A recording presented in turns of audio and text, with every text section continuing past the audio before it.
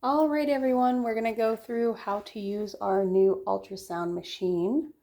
Before we dive in, I do want to go over a few features. First, how to use the mouse. This unit does not have a touchscreen option, so we do need to use the mouse. It is located right here in the bottom center of the machine. You can just use it by scrolling around. If the cursor is not on the screen and you need it, go ahead and hit this button. That'll make the cursor pop up on the screen. And to click or select your options, go ahead and use this button over here. This unit does need to be restarted every 24 hours. That's to ensure that it's constantly getting updated and allowed to rest. One other thing with this, the battery life isn't very impressive. So our battery life's only about 45 minutes. Please keep this unit plugged in.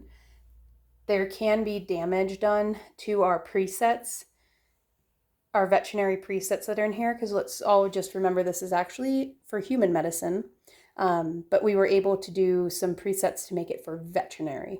Those are downloaded on here. If this machine shuts down without being properly powered down, we could mess up those presets, and we just don't want to do that. So just go ahead and make sure it stays plugged in.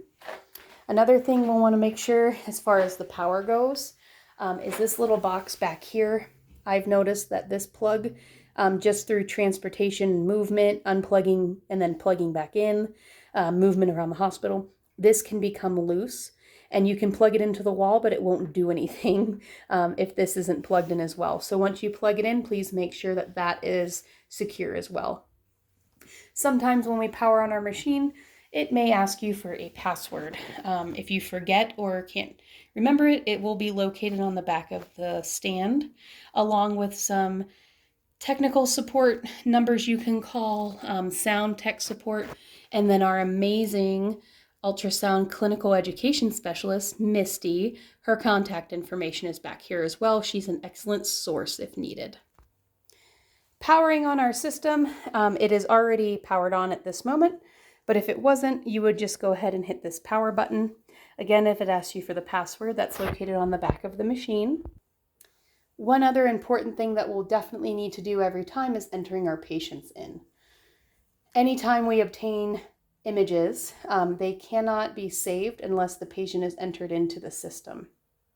You do that by coming over here, and you would just hit this patient button. This screen will pop up. The only three things that you'll need to fill in is the patient ID, last name, and first name. If you want to put in date of birth, the gender, the age, if the pet has a middle name, you can go ahead and throw that in there, but it's not required for the scan.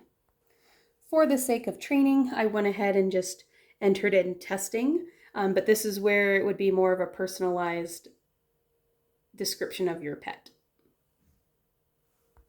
Once our information is entered in, we'll want to just scroll down to the scan option and go ahead and select the scan option. That will pop up this blank screen here because we haven't started scanning yet. The next thing we'll want to do is choose a transducer. We have two options over here. We have our 8C and 12L. For the most part, we're going to be using our 8C. A few things I want you to keep in mind is that these are fragile and quite expensive. So when we're using them, please wrap this big long cord that's here around the arm that you are using it once or twice. That way that if the patient is to get frantic, kick, simply knock it off the table, it's an extra fail-safe so that it doesn't hit the ground. Now, if we want to switch between two separate transducers that we have, say we want to go ahead and use this linear probe. Around here, the plug is being protected by this plastic bag, and that's kind of what the inside components look like. So to unplug the 8C that we're using, to switch it over, we would go ahead and unlock the plug. You want to pull this straight back. Do not wiggle it or jostle it around because you can damage the internal components of this machine. And then you also, once that is the right one that you want, or the transducer you chose is plugged in, you want to go ahead and lock that into place. Now we do have presets already uploaded on this machine.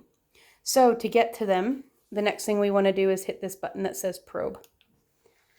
This little window will come up. So a couple things.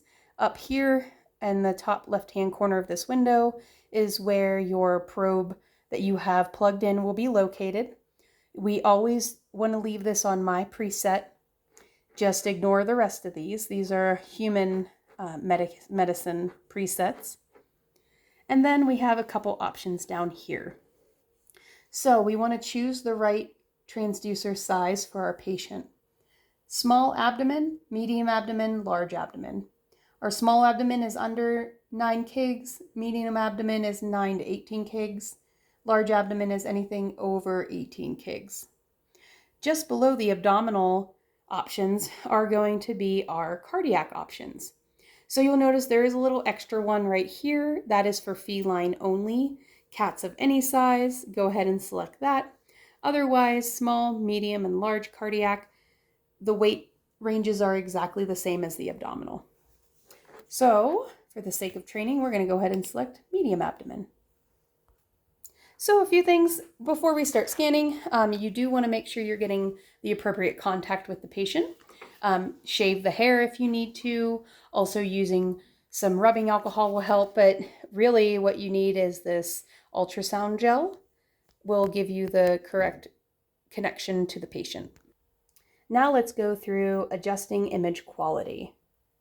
So to adjust the depth using the zoom button or dial, which is located right here, so you can zoom in or out as you see fit. Ideally, what you want is for your image or your organ that you're looking at, the area of interest, to take up about 75% of your screen. We can also move the focus position by using the number 5 arrow, which is located up top here on the top of the ultrasound machine. And then we can adjust the frequency by using or messing with the number 1 button up and down. Just keep in mind, high frequency means more detail but more of a superficial image. And our lower frequency will allow more penetration into the abdomen. Your gain can be adjusted by using the dial or TGC sliders. And what this does is help control the brightness of the screen. So these we can just move back and forth. For storage, we keep them all just pushed to the right. So saving an image. We are going to just scan the top of my thumb. You can kind of see it come into the picture there. So once we have the exact image that we want, we'll come down here to this freeze button and hit freeze. What that does is it locks the image on the screen so that you cannot move your image around anymore. If this is not the perfect image you were looking for, you can scroll back. This machine will record a few seconds of your scan. You do that by scrolling the mouse back and forth. And you can kind of see that movement. Once you come up with the image that you want to save and send off, you'll come down here and hit P1. That will save it to the patient's file. And what will start happening is those images will start to accumulate here in the left-hand corner of your screen.